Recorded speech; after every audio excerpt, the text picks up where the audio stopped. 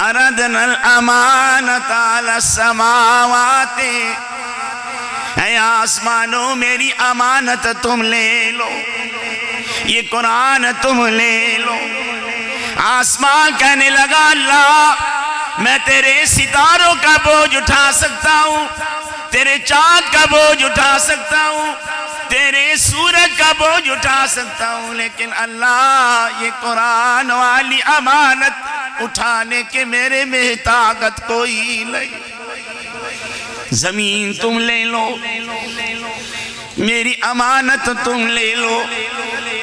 زمین کہنے لگے اللہ میں تیرے پہاڑوں کا بوجھ اٹھا سکتی ہوں، تیرے دریاؤں کا بوجھ اٹھا سکتی ہوں، تیرے سمندروں کا بوجھ اٹھا سکتی ہوں، لیکن یہ قرآن والی امانت اٹھانے میں میرے میں طاقت کوئی نہیں۔ پہاڑوں تم لے لو، تم تو بڑے مضبوط ہو، والجبال، پہاڑوں میرا یہ قرآن تم لے لو۔ اللہ خود کہہ رہا ہے لوگو، آسمان نے معذرت کر لی، زمین نے معذرت کر لی، پہاڑوں نے معذرت کرتے ہوئے کہا اللہ یہ قرآن اٹھانے کی ہمارے میں طاقت کوئی نہیں۔ اللہ وہی فرماتے لوگو لو انزلنا هذا القرآن على جبل لرأيته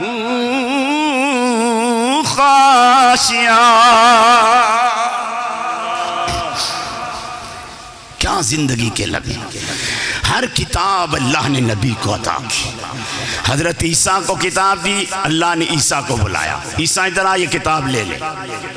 اللہ نے حضرت موسیٰ کو کوئی طور پر بلایا، اے موسیٰ کوئی طور پر آ یہ تورات لے لے۔ زبور کی بات آئی، اللہ نے حضرت داؤد کو بلایا، داؤد ادھر آ یہ زبور کتاب لے لے۔ بچوں جب قرآن کی باری آئی نا تو اللہ نے جبرائیل سے کہا جبرائیل یہ میرا قرآن ہے، یہ لے کے جاؤ۔ یا اللہ یہ اتنے بڑے آسمان نے انکار کر دیا، اتنی طاقت کوئی نہیں۔ اچھا زمین نے انکار کر دیا، کہتی میری طاقت کوئی نہیں۔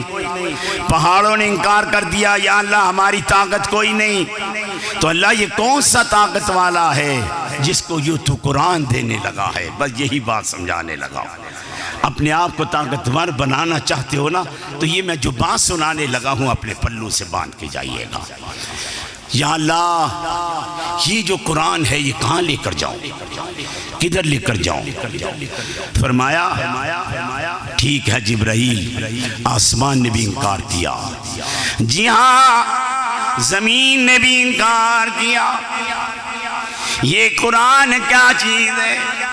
میرے بچوں یاد رکھو اللہ نے ہمیں دو چیزیں عطا کی، ایک قرآن دیا، ایک صاحب قرآن دیا۔ یہ قرآن پاک ہے، یہ رسول پاک ہے، یہ قرآن کریم ہے، یہ رسول کریم ہے۔ اللہ تعالیٰ نے قرآن کو شفیع المذنبین بنایا، اللہ نے میرے نبی کو شفاء للمومنین بنایا۔ اللہ تعالیٰ نے قرآن کی سطریں بنائی، کالی سطریں بنائی، اللہ نے میرے نبی کی زلفیں کالی بنائی۔ اس قرآن کو پڑھنے والا قاری بن جاتا ہے اور میرے نبی کی زیارت کرنے والا صحابی بن جاتا ہے۔ لوگوں میرے نبی کا کیا مقام، اللہ قرآن کے لیے تو نبی کو کہاں بلائے گا؟ تو نے موسیٰ کو کوئی طور پہ بلایا، حضرت داؤد کو تو نے بلایا، حضرت عیسیٰ کو تو نے بلایا، اس قرآن کے لیے نبی کو کہاں بلائے گا؟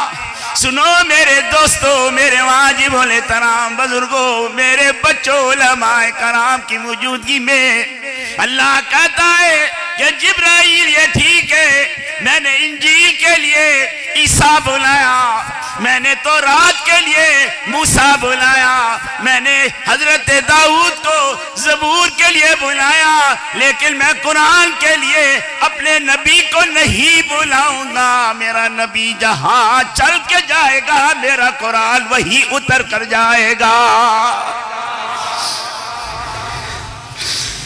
میرا محبوب میرے نبی کے جدھر قلم لگیں گے، میرے بچوں اللہ نے میرے نبی کا مقام بہت اونچا بنایا۔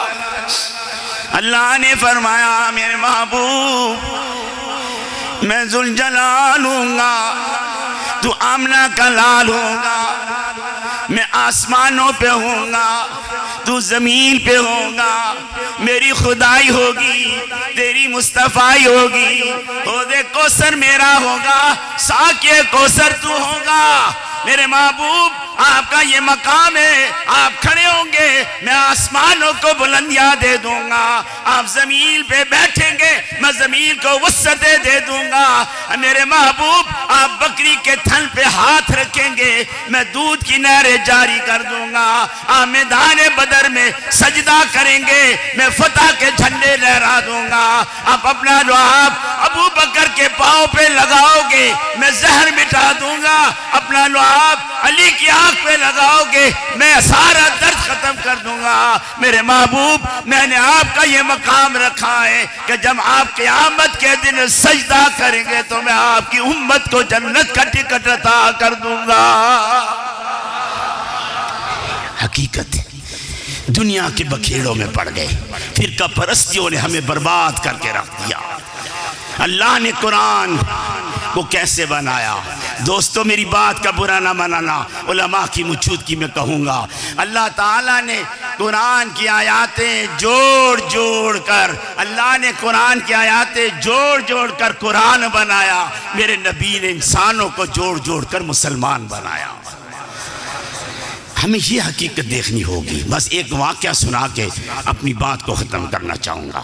یہ جو کہتے ہیں نا قاری عابد الرشید صاحب، ابھی کچھ ہی دن پہلے حافظ اقبال رضوی صاحب، قاری خالد صاحب، پیر معین الدین شاہ صاحب، جناب پیر نقشبندی صاحب، یہ عورتیں کہتی ہیں بخاری صاحب میری مرضی میرا جسم، ہمیں آزادی ملنی چاہیے، ہمیں آزاد کیا جائے۔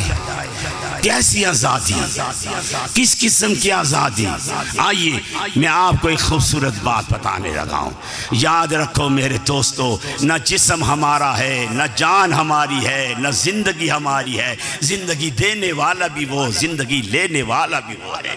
نہ ہم اپنی مرضی سے دنیا میں آتے ہیں، نہ اپنی مرضی سے دنیا سے جاتے ہیں۔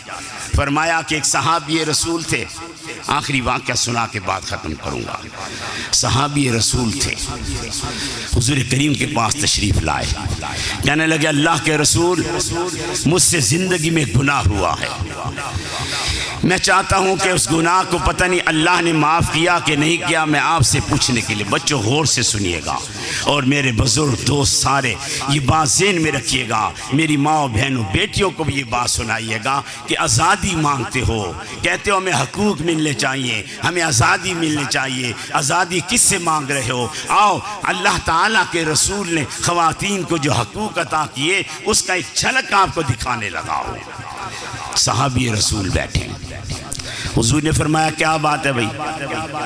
اللہ کے رسول میں ایک تاجر ہوں، تجارت کرتا ہوں، میں نے بیوی سے کہا بیوی لڑکا پیدا ہو تو نام رکھ دینا، لڑکی پیدا ہو تو زندہ درگور کر دینا۔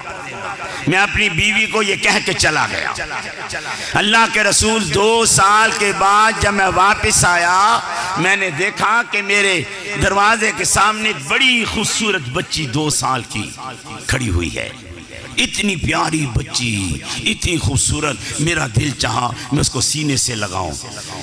اللہ کے رسول میں نے کیا کیا، اس بچی کو میں نے سینے سے لگایا، اسے پیار کیا، اتنی خوبصورت بیٹی تھی، میں خوشی سے اسے جھولی میں اٹھا کے اندر لے گیا۔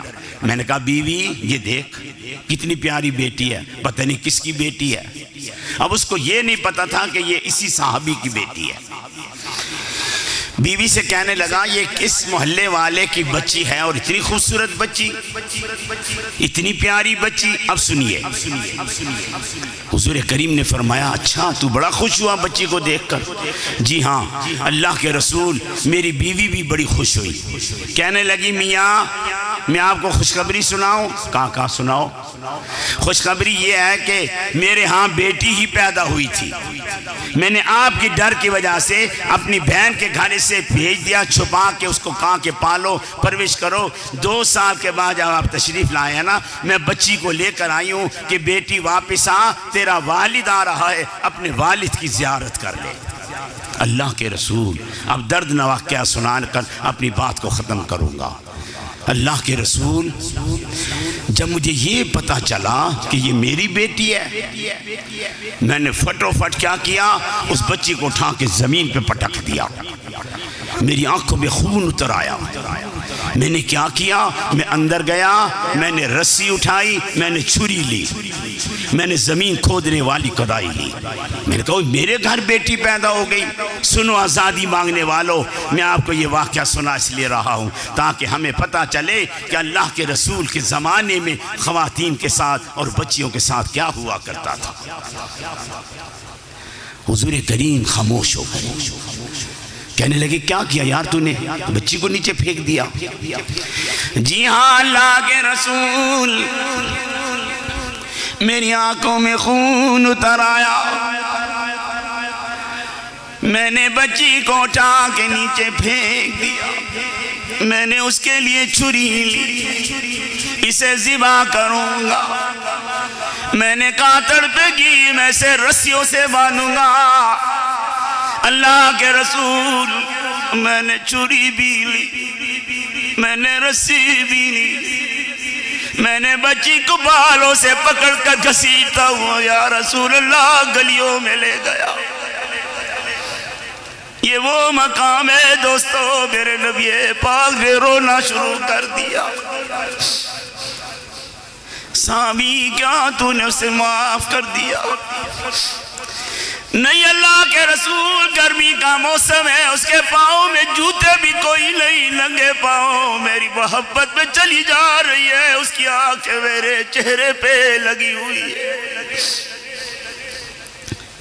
میں اسے جنگل میں لے گیا، اسے کوئی فکر نہیں کہ ننگے پاؤں اللہ کے رسول اس کے پاؤں جل رہے تھے، زمین تپ رہی تھی، اس کے پاؤں میں جوتے بھی کوئی نہیں، لیکن میری محبت پہ چلی جا رہی تھی۔ میں نے کیا کیا، اس بچی کو میں نے درخت کے نیچے بٹھا دیا۔ اللہ کے رسول میں نے کہا بچی ادھر بیٹھ یا رسول اللہ، میں نے اسے درخت کے نیچے بٹھا کر میں نے اس کے لیے گڑھا کھودنا شروع کر دیا۔ گڑھا کھودنا یہ وہ منظر ہے میرے نبی پاک کے روتے روتے ساری داڑھی مبارک آنسو سے تر ہو گئی۔ پوچھا کیا تو نے اسے معاف کر دیا؟ نہیں اللہ کے رسول ایک جگہ تو میں بھی ہل گیا کہ جب میں گڑھا کھود رہا تھا اللہ کے رسول جب میرے چہرے پہ پسینہ آیا وہ بچی میرے قریب آئی، پھٹی پرانی قمیض کے پلو سے میرا پسینہ صاف کر کے کہنے لگی ابا یہ تو کس کے لیے گڑھا کھود رہا ہے؟ یہ وہ منظر ہے، حضور کریم کی ہچکیاں بن گئی، میرا پسینہ صاف کر رہی ہے، میرے سے پوچھ رہی ابا یہ تو کس کے لیے گڑھا کھود رہا ہے؟ فرمایا بیٹی یہ میں تیرے لیے گڑھا کھود رہا ہوں۔ فرمایا کیوں ابا کیوں کھود رہا ہے؟ فرمایا تو معاشرے میں بیٹی پیدا ہوئی ہے اور ہمارے معاشرے میں بیٹی کو زندہ رہنے کا کوئی حق نہیں ہے۔ اللہ کے رسول جب اس نے یہ سنا کہ یہ میرے لیے گڑھا کھودا جا رہا ہے مجھے دفنایا جا رہا ہے۔ حدیث نبی میں لکھا ہے، صحابی رسول واقعہ سنا رہے ہیں، زمانہ جاہلیت کی بات کر رہا ہوں۔ زمانہ جاہلیت میں کیا گناہ سرد ہوا، رو کر کہنے لگے اللہ کے رسول، وہ ننھی بچی کو جب پتا چلا کہ مجھے دفنایا جانے لگا ہے، رونے لگی اللہ کے رسول، وہ 2 سال کی بچی میرے آگے ننھے ننھے ہاتھ جوڑ کر کہنے لگے ابا مجھے معاف کر دے، ساری زندگی میں تیرے سے کھلونا نہیں مانگوں گی، ساری زندگی تیرے سے کوئی خواہش طلب نہیں کروں گی، مجھے معاف کر۔ میرے دوستوں، میرے نبی پاک نے فرمایا کیا تو نے سے معاف کر دیا؟ کہا نہیں اللہ کے رسول، وہ روتی رہی، وہ چیختی رہی، وہ چلاتی رہی، وہ فریادیں کرتی رہی، وہ ننھے ننھے ہاتھ جوڑ کے کھڑی رہی۔ اللہ کے رسول، میں نے اس کے سر کے بالوں سے پکڑ کر اسے گڑھے میں ڈال دیا،